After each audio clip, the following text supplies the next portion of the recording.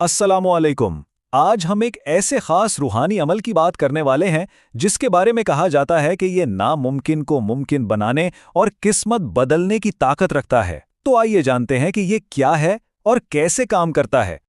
जबरदस्त बात है ना। ये सिर्फ कोई कहावत नहीं है बल्कि एक गवाही है। ये अल्फाज उस अमल से जुड़ी उम्मीद को जाहिर करते हैं कि कैसे जिंदगी सच में फर्ज से अर्श तक पहुंच सकती है।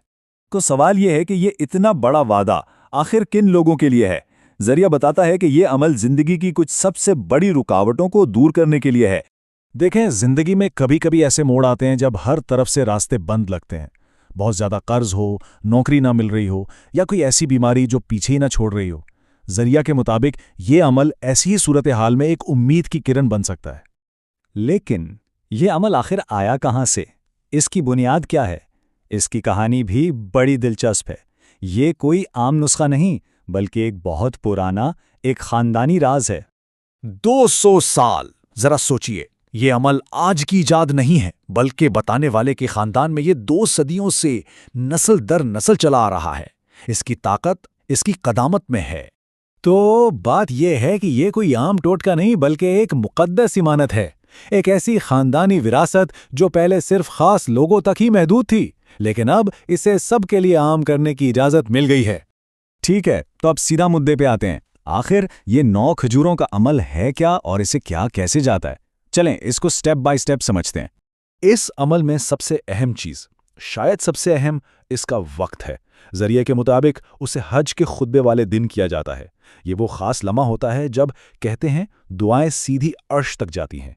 एक बहुत ही बाबरकत और ताकतवर वक्त। तो करना क्या है? बिल्कुल आसान है। सबसे पहले 9 खजूरें लेनी हैं, फिर हर एक खजूर पर कुछ खास वज़ाइफ पढ़ने हैं, और जब सब पर पढ़ लिया तो उसका सवाब बीबी फातिमा सलामुल्लाह अलैहा को पहुंचाकर अपने मकसद के लिए दुआ करनी है। असल चीज़ इसमें नियत और तवज्जो है। अच्छा, अब वो खास वज़ाइफ क्या है? वो है अल्लाह के ये 4 नाम। हर नाम का एक मकसद है। या रज़्ज़ाक़ू, रिज़्क़ के लिए, या शाफ़ियू, शिफा के लिए, या गनियू, दौलत के लिए, और या हादियू, हिदायत के लिए। हर नाम को 70 बार पढ़ना है और शुरू और आखिर में 14-14 मरतबा दुरूद पाक। यही इस अमल का आप कह सकते हैं कि रूहानी इंजन है। लेकिन इंतज़ार कीजिए, कहानी यहाँ ख़त्म नहीं होती। जरिया बताता है कि सिर्फ दुआओं पर अमल ख़त्म नहीं होता, इसके बाद एक और मरहला है जो इतना ही ज़रूरी है। तो अमल के बाद क्या? अगले दिन से एक नया सिलसिला शुरू होता है। 9 दिन तक रोज़ाना सुबह निहार मुंह यानी खाली पेट एक खजूर खानी है, और उसके बाद 1 घंटे तक कुछ नहीं खाना पीना।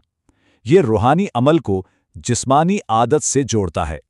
अच्छा, अब सवाल ये उठता है कि इस अमल को किया कैसे जाए। इसके लिए जरिया 2 अलग अलग रास्ते बताता है। चलें इन दोनों को देखते हैं। तो यहाँ 2 ऑप्शंस हैं। पहला ये कि हज के दिन ये पूरा अमल खुद करें, वज़ाइफ पढ़ें, खजूरें तैयार करें। दूसरा रास्ता उन लोगों के लिए है जो किसी वजह से ये खुद नहीं कर सकते। वो ये बाबरकत खजूरें हासिल कर सकते हैं जो उनकी तरफ से उनके नाम पर तैयार की जाती हैं। तो चाहे अमल खुद किया जाए या बनी बनाई खजूरें हासिल की जाएं, दोनों सूरतों में इस फल यानी खजूर से एक बहुत गहरी अकीदत जुड़ी हुई है। और यही चीज़ हमें एक बड़े सवाल की तरफ ले जाती है। और वो सवाल ये है कि आखिर अरब ममालिक में इतनी दौलत क्यों है? जरिया उस ज़ाती रूहानी अमल को एक बहुत बड़े आलमी मुशाहिदे से जोड़ता है। ये एक ऐसी बात है जो वाकई सोचने पर मजबूर कर देती है।